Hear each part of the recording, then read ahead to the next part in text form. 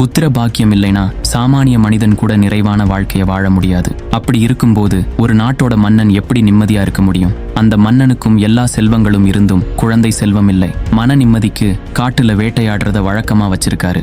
ராஜ்யத்துல கூட கவனம் செலுத்த முடியல. பாவம், எல்லா பொறுப்பையும் அவரோட மந்திரியே ஏத்துக்கிட்டு ஆட்சி செஞ்சுட்டு இருக்காரு. ஆனா என்னமோ தெரியல, இன்னைக்கு காலையில இருந்து மனசுல ஏதோ ஒரு சின்ன சந்தோஷம். அது எதனாலன்னு தெரியல. அதை யோசிச்சுக்கிட்டே வேட்டைக்கு போன மன்னனுக்கு திடீர்னு ஒரு குழந்தையோட அழுகை சத்தம் கேக்குது. அந்த சத்தம் வந்த திசையை நோக்கி மெதுவா நடந்து போறான் மன்னன். வேட்டைக்கு வந்த மன்னன் தன்னோட படை பரிவாரங்களை விட்டுட்டு காட்டுல வழிமாறி போய் அன்னைக்கு ராத்திரி ஆவிகள் உலாவும் மயானத்துல மாட்டிக்கிட்டான். என்ன செய்யறதுன்னு தெரியாம முழிக்கும் போது சுத்தி இருந்த ஆவிகள் அவனை நெருங்கி வருது. வீட்டுல அந்த பரமசிவனை கண்ணீரோடு வேண்டிட்டு இருக்க இளம் பெண் கன்னிகா வீட்டு கதவை அந்த படை வீரர்கள் தட்டுறாங்க. அந்த நாட்டுல இருந்த எல்லா கன்னி பெண்களையும் அந்த மன்னன் தான் சிரஞ்சீவியா வாழ்றதுக்கு பலி கொடுத்துட்டான். இப்ப கன்னிகாவோட வீட்டு கதவை படை வீரர்கள் உடைச்சிட்டு உள்ள போறாங்க. அவ கண்ணை மூடி அந்த பரம்பொருளை நினைச்சு வேண்டா.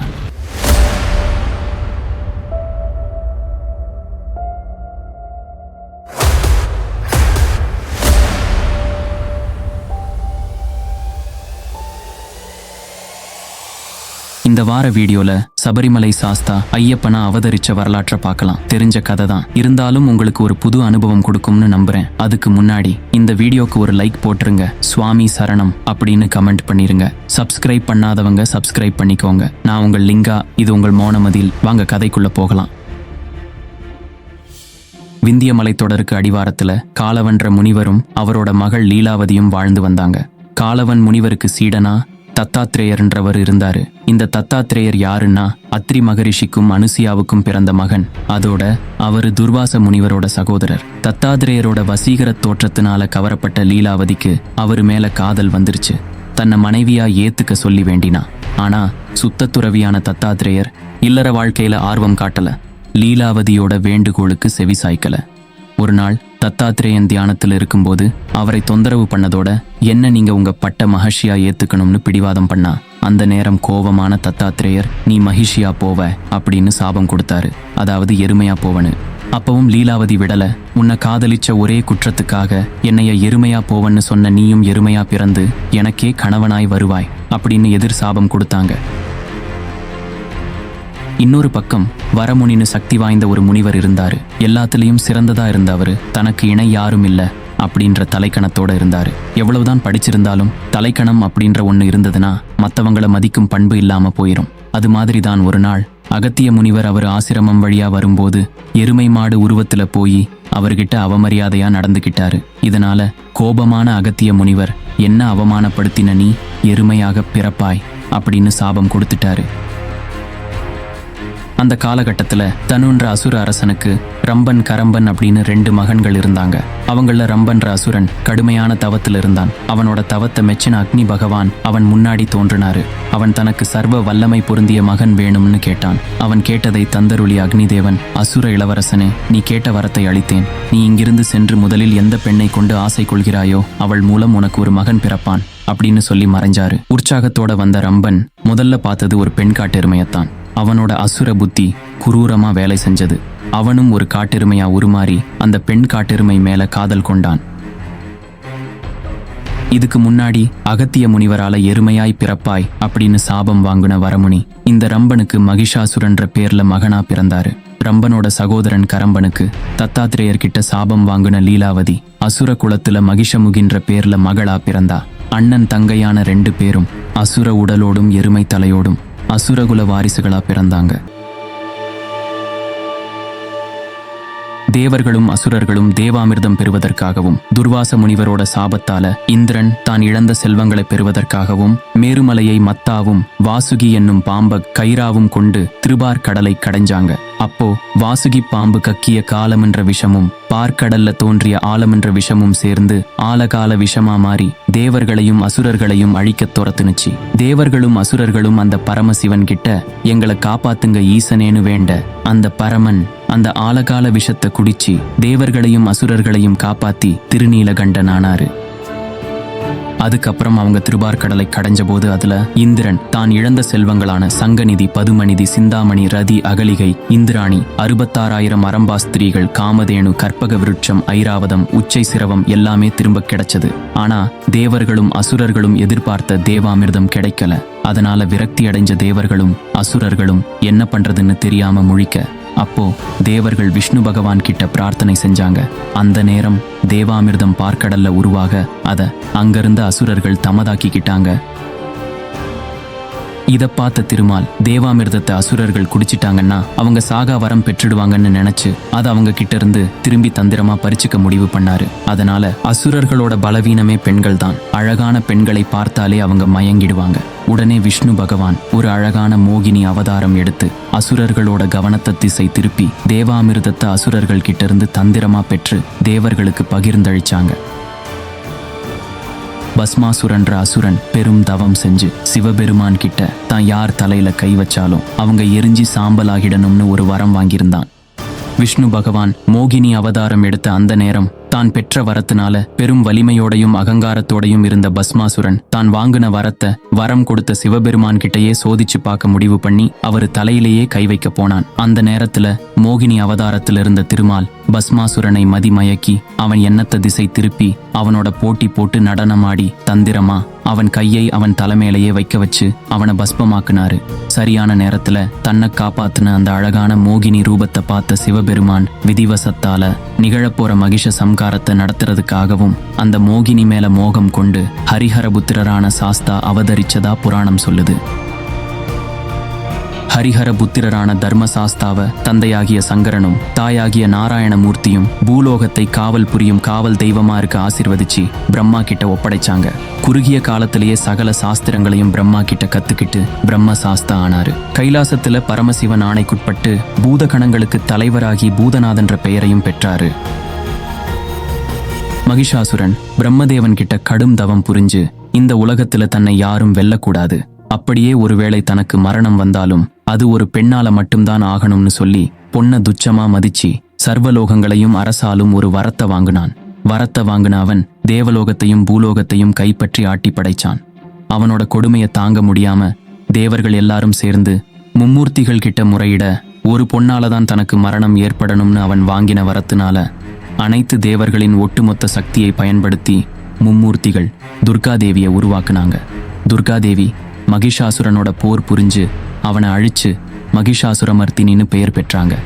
மகிஷாசுரன் உலகத்தையும் ஆட்சி செஞ்ச போது தேவலோக சுகபோகங்கள்ல சந்தோஷமா இருந்த கரம்பனோட மகளான மகிஷி மகிஷாசுரனுடைய அழிவுக்கு தேவர்களே காரணம் அப்படின்னு நினைச்சு அவங்கள பழி வாங்க முடிவு பண்ணினா. அதுக்கான சக்தியை பெறுவதற்கு பிரம்மனை நோக்கி பல ஆண்டுகள் நெருப்பு மேல நின்னு தவம் செஞ்சா. மகிஷியோட கடுமையான தவத்தை பார்த்து மகிழ்ந்த பிரம்மதேவன் அவளுக்கு முன்ன தோன்றி என்ன வரம் வேண்டும்னு கேட்டாரு. ஏற்கனவே தன்னோட அண்ணன் மகிஷாசுரன் ஒரு பெண்ணால தான் தனக்கு மரணம் வேண்டும்னு கேட்டு கடைசியில அது வேலை செய்யல.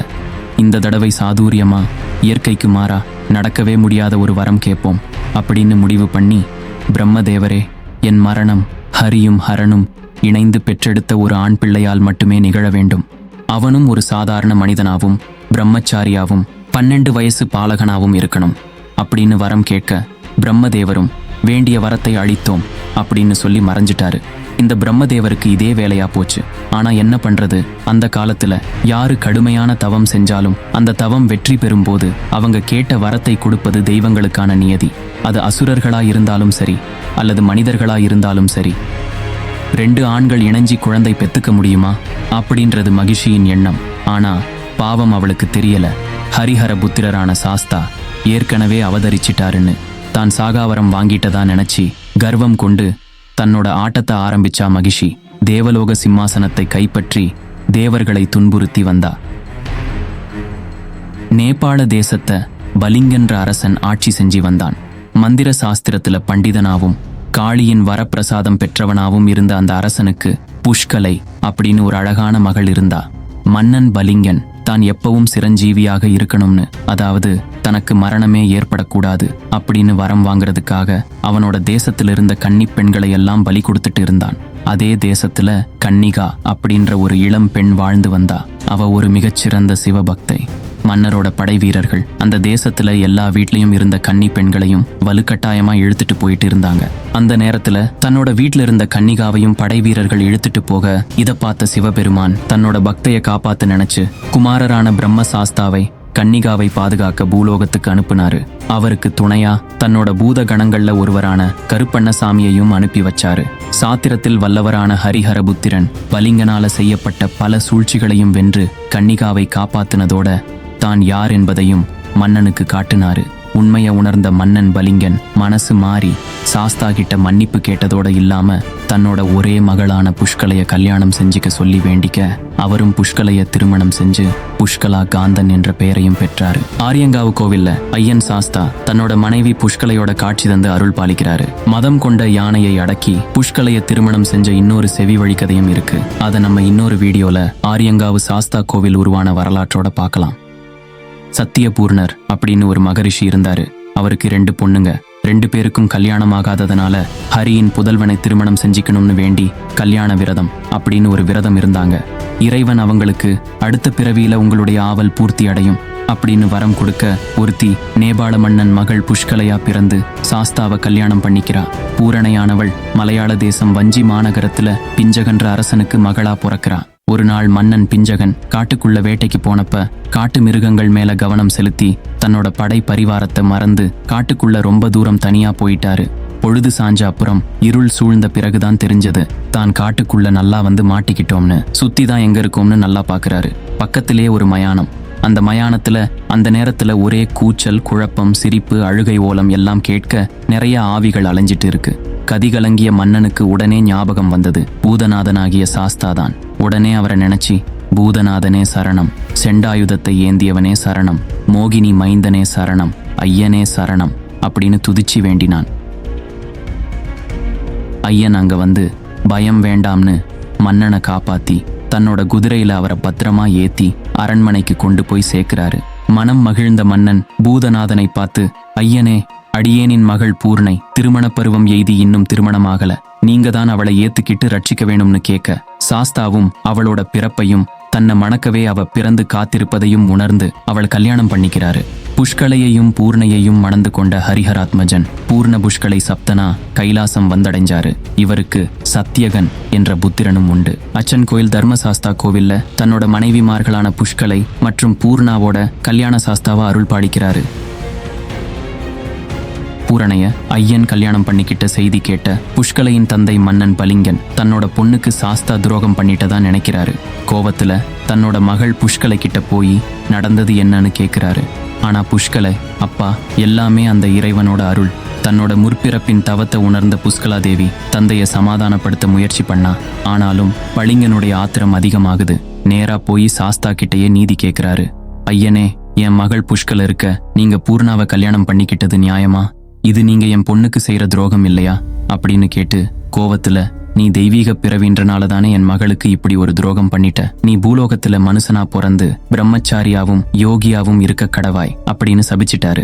ஐயன் முகத்துல புன்முறுவலோட, பலிஞனே, ஏற்கனவே நான் பூலோகத்துல மனுஷனா வாழ வேண்டிய கட்டாயம் ஒன்னு இருக்கு. அங்க நான் எடுக்க போற காரியத்தை முடிக்க பிரம்மச்சாரியாவும் இருக்க வேண்டியிருக்கு. இப்ப உன்னோட சாபம் அதை ரொம்ப சுலபமாக்கிடுச்சு. என்னோட பூலோக அவதாரத்துல நீயே எனக்கு தந்தையா வந்து என் மேல பாசம் காட்டி வளர்ப்ப. உனக்கு மகனா நானே வந்து என்னோட அவதார நோக்கத்தை நிறைவேற்றிக்குவேன். நீ உன்னோட அடுத்த பிறவியில பந்தல நாட்டை ஆட்சி செய்யும் போது நானே உன்கிட்ட வந்து சேருவேன் அப்படின்னு சொல்லி தான் வாங்கின சாபத்தை வரமா மாத்திக்கிட்டாரு ஐயன் பூதநாதன். பளிஞனும் பந்தள தேசத்துல பிறந்து ராஜசேகர் என்ற பேரோட அரசாண்டு வந்தான். ராஜசேகர மன்னன் ஒரு தீவிர சிவபக்தன். மகாராணி கோப்பெருந்தேவி ஒரு விஷ்ணு பக்தை.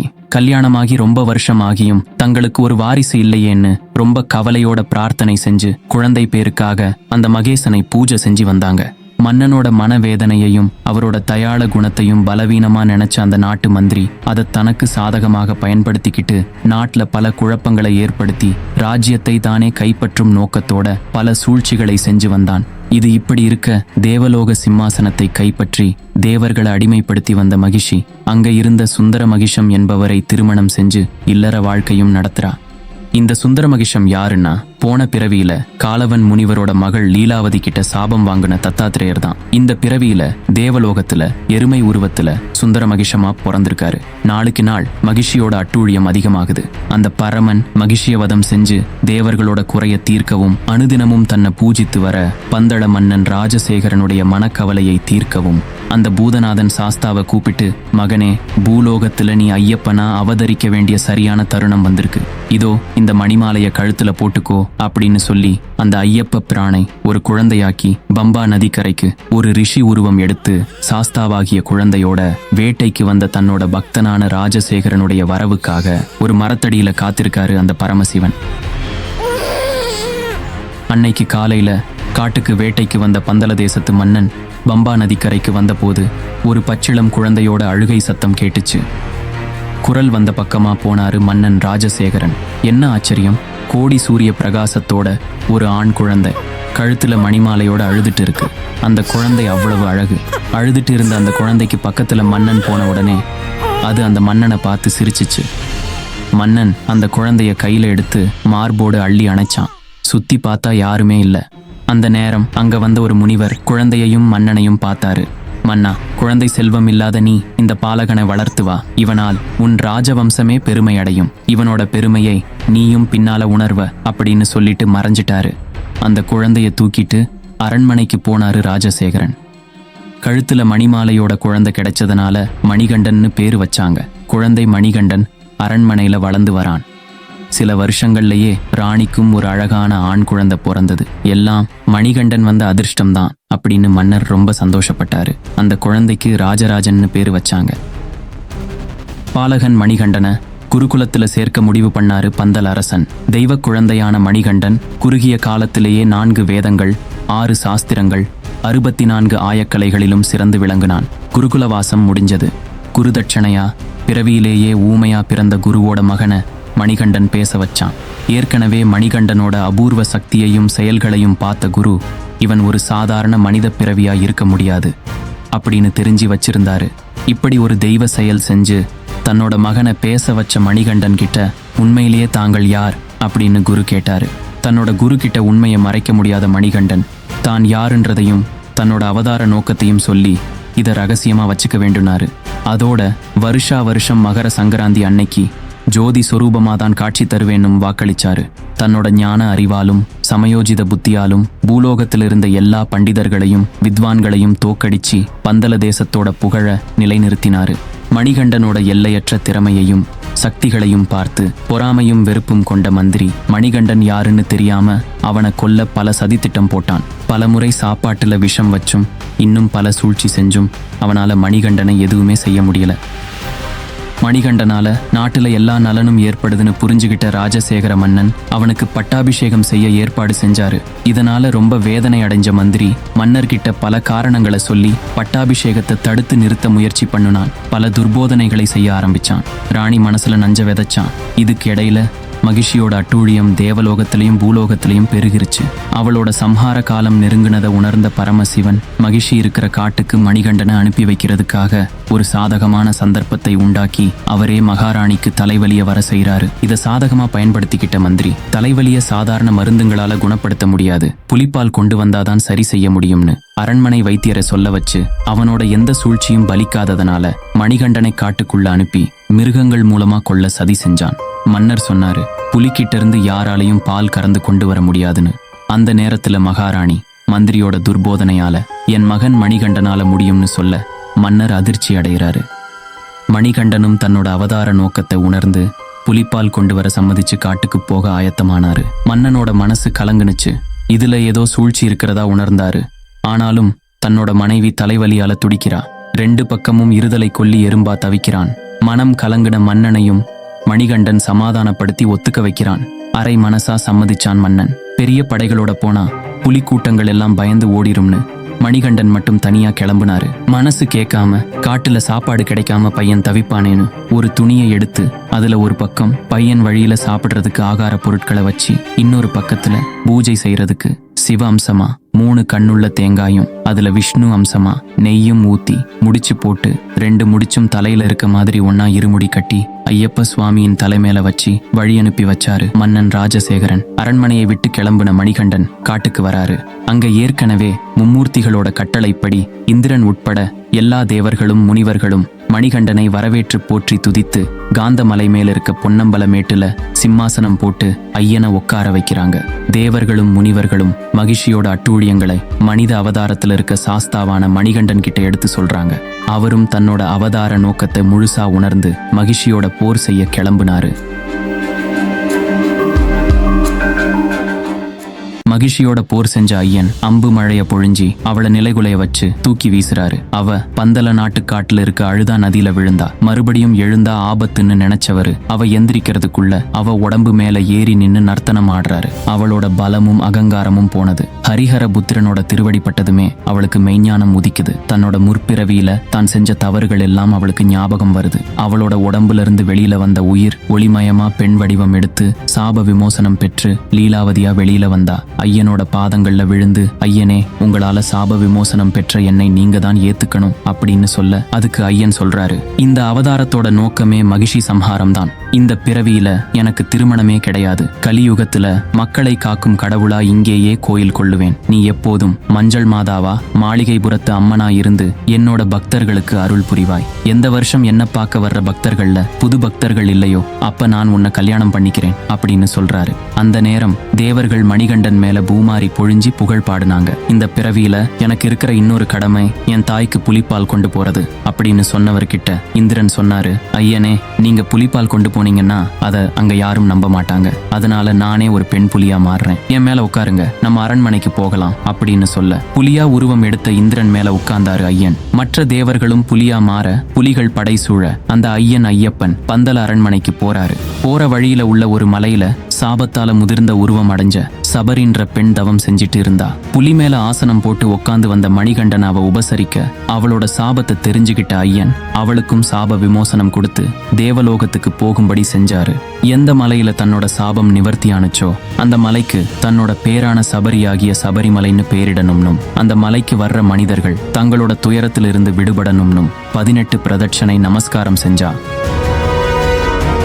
மணிகண்டனும் வித்யாதார மங்கையர்கிட்ட தனக்கு 18 சித்திகளையும் 18 படிகளா அமைச்சு கோயில் கொள்றதாகவும் ஒவ்வொரு வருஷமும் தன்னை தரிசிக்க வர்றவங்க ஒவ்வொரு சித்தியையும் அடைஞ்சி 18 வருஷங்கள் தன்னை தரிசிச்சவங்க சித்த புருஷர்களா முடிசூடுவாங்க அப்படின்னு சொல்லி அதுக்கு செய்ய வேண்டிய தவத்தை நானே இங்கு செய்ய போறதாவும் வாக்களிச்சு புலிக்கூட்டத்தோட பந்தல தேசத்திற்கு போனாரு.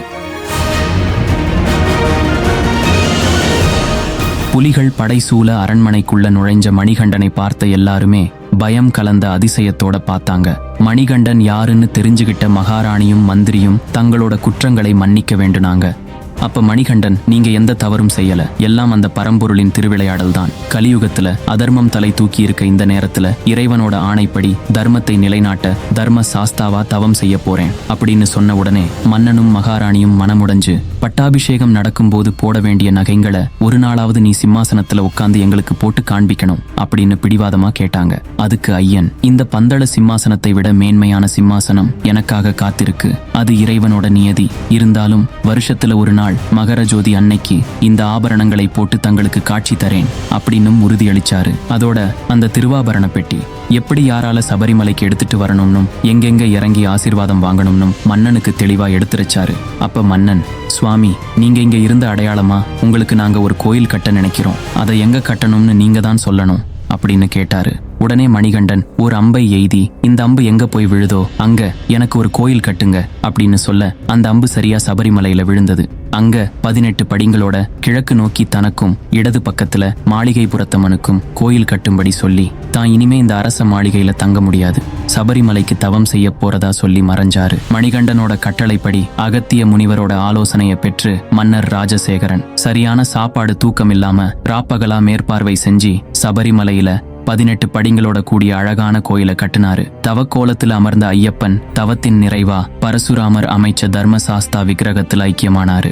அதுக்கப்புறமா சின்முத்திரை காட்டி யோக பட்டம் தரித்து அமர்ந்த நிலையில உள்ள ஐயப்பனின் வடிவம் பிரதிஷ்டை செய்யப்பட்டது. ஆதி காலத்துல பரசுராமர் பிரதிஷ்டை செஞ்ச சாஸ்தாவோட வடிவத்துக்கு வருஷத்துக்கு ஒரு முறை மகர சங்கராந்தி அன்னைக்கு மட்டுமே வழிபாடுகள் நடந்துச்சு. ஐயப்பன் வடிவம் அமைஞ்ச பிறகே மாத பூஜைகள், மண்டல பூஜைகள், மகர விளக்கு பூஜைகள் தொடங்குனுச்சு. அதனாலதான் இன்னைக்கும் சபரிமலையில மகர சங்கராந்தி தரிசனம் சிறப்பா கொண்டாடுறாங்க. ஐயப்பன்னு சொன்னதும் சின்முத்திரை காட்டி யோக பட்டம் தரித்து அமர்ந்திருக்கும் வடிவமே பலருக்கும் நினைவுக்கு வரும். ஆனா அவரு 4 விதமான ஆசனங்கள்ல அமர்ந்து 4 வகையான முத்திரைகளை காட்டுபவர்னு சொல்லுது பூதநாததோ பாக்யானம். தியான பிந்து ஆசனத்துல அபய சின்முத்திரை தரித்தும், கிருக நாரிய பீட ஆசனத்துல யோக பிராண முத்திரையுடனும், குதபாத சிரேஷ்டாசனத்துல அபானபந்த முத்திரையோடும், அஷ்டகோண சாஸ்தா பீடத்துல யோக பத்ராசனத்திலும் வீற்றிருந்து அருள் பாலிக்கிறார் ஐயப்பன். வருஷா வருஷம் லட்சோப லட்சம் மக்கள் ஜாதி மதம் பார்க்காம மாலை போட்டு 41 நாள் விரதம் இருந்து சபரிமலைக்கு வந்து 18 புனித படிகள் மேல ஏறி ஐயனோட அருள் பெற்று வராங்க. ஒவ்வொரு வருஷமும் மகர சங்கராந்தி அன்னைக்கு ஐயப்பன் தன்னோட பக்தர்களுக்கு ஜோதி வடிவத்துல காட்சி தந்து அருள் பாலிக்கிறாரு.